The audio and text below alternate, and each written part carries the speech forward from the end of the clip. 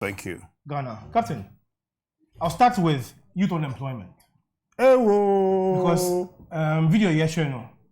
Can you know now if robbery takes place at night, the dead of night. That's right. But when we say one of the greatest motivating forces on this earth, Ekom is one of the greatest motivating forces on this world, in this world. Ekom, yes. It motivates you to do great things, Captain. And see, the youth have been unemployed for a very long time. Desperation are being, frustrations are being. And see, the only avenue open to them now is, Captain. And yes, say, Omu ye robbery in the night too.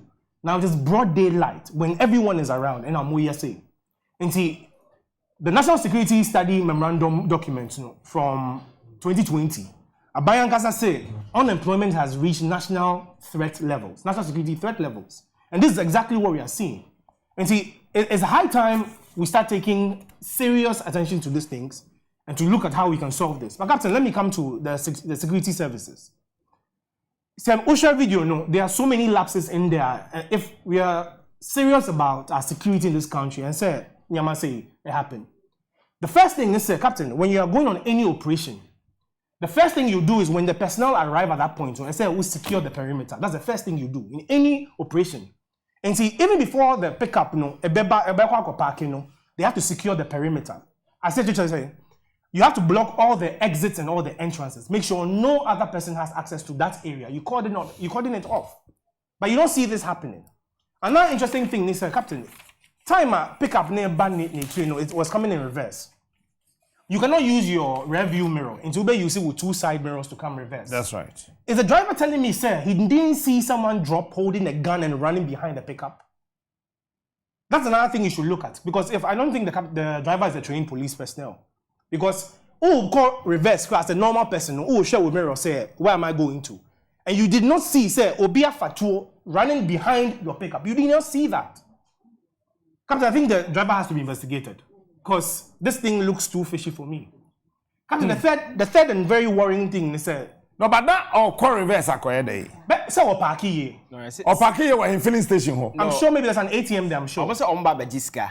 I will haunting or packet in the tour back baby as office and until 9 days or dine into or packet bank now or Majiska. They were coming to take money. And see, Captain, you see, before Ombe Remuka from the entrance, then the police officers secure the exit and the entrance before the pickup will even come. But that was not done. But the car was still in motion. That's what I'm saying. I'm not sure the police officer can get down. No, I'm saying even from the entrance, I sound like Obera filling station, you're supposed to get down there and then block the entrance and then the exit. It's called perimeter security. You secure the perimeter. But that was not done. And Captain, I'm saying it's very worrying because bar reverser, you see with two side mirrors. And see, the driver is trying to tell us that he did not see, Obiabe parking motor was running with a gun when you were coming reverse. I mean, Captain, I say you're check driver, now you're investigating, because this is too fishy. Okay. The third thing is, Captain, I don't think any of them had proper training because they didn't have what we call situational awareness. Captain, if you go into any space as a trained operative, the first thing you have to do is to scan around your environment and look at who can be a possible threat. Become an officer from back then, or say, if you get into any room or any space, should I say, why not obey to me or a honum? Who is the number one threat in that space? That's and right. You keep an eye on that person. Because Nipa 5 waha, and I mean himself say ban crate come to me abo Nipa 4. I don't worry about those 4. But say Bakuno, I know that this person can be a serious threat to me. Remember me near home because he's a threat to me. And that's what we call situational awareness. Instead, every time you're supposed to be aware of everything that's happening around you. But for someone to sneak up to the police officer's door and open it, the time of reaction was very little. And Captain, we have to look at the training of our security services again. Because it's very worrying. Yeah, sure. But Captain, the next thing I'll add to this is, apart from the police escorting bullion vans, there's a worrying trend. Who said now we are using our armed forces to give escort services. Yes, Captain, before I may come to the real issue, if you watch how soldiers even go about that activity, it's very worrying. Obi say, "Omutina pick up a na bullion van no." That's right. So Moju bank the soldiers are still sitting in the pickup, and then the bullion van is doing what they are doing. Again, they do not secure the perimeter. They do not exhibit any situational awareness. Until Omutina pick up as a more excursion, jolly ride. Until they'll be sitting down, and the bullion van is doing what they are doing, Captain. But the more dangerous thing we are setting, and they say, we are training mercenaries. Mercenaries are armed, trained security men for hire. Isn't that what's happened to our security services? Are soldiers not for hire? Do the banks not pay the soldiers to guard their bullion vans?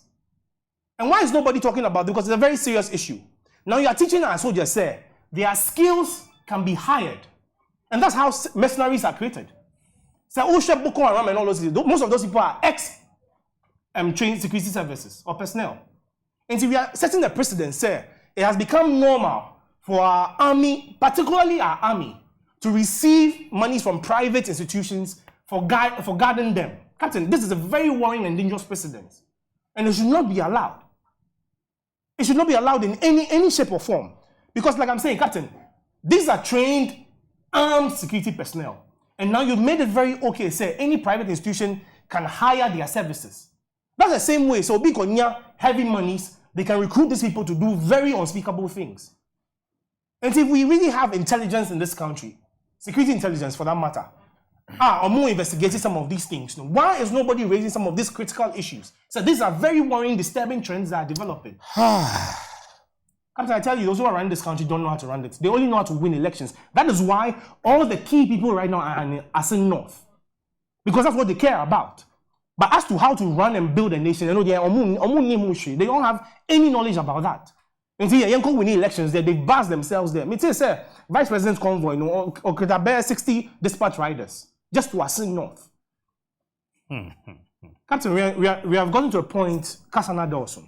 I have said, sir, we cannot expect these people to do anything different because they've had about 32 years to manage the affairs of this country. But Captain, there's nothing to write home about. If our security personnel, people who have devoted their lives to the service and defense of this country, cannot be treated with dignity and respect, Captain, then what country are we building? Like Innocent said, they don't have even simple apparatus or equipment and regalia to wear. Bulletproof vest no ya. Now I say you share or say for 200 cedis. Yes. So they're saying all the monies are already sending dispatch riders to Asin North. All the V8s and all the monies they used to fuel those V8s to Asin North. Per diem, accommodation, feeding, and all of those monies on Asin North. They can't buy a single. They cannot buy single. No, but your life doesn't matter. Your life doesn't matter to the politician. They can't buy bulletproof vests for our security service men and women. Simple, ordinary boots, boots. They have to use their own pocket. Captain, you see, it has been made, the system has been crafted in such a way, say, security service personnel, because if they could speak about their issues they face, Captain, that itself will become a national security threat. Their voicing out their problems alone is scary. Because, Captain, how can a security service personnel, someone who has devoted his life to the service of this country, how can you stay in a single room with your wife and your children? You're from police quarters and now military barracks. How? But before Ima,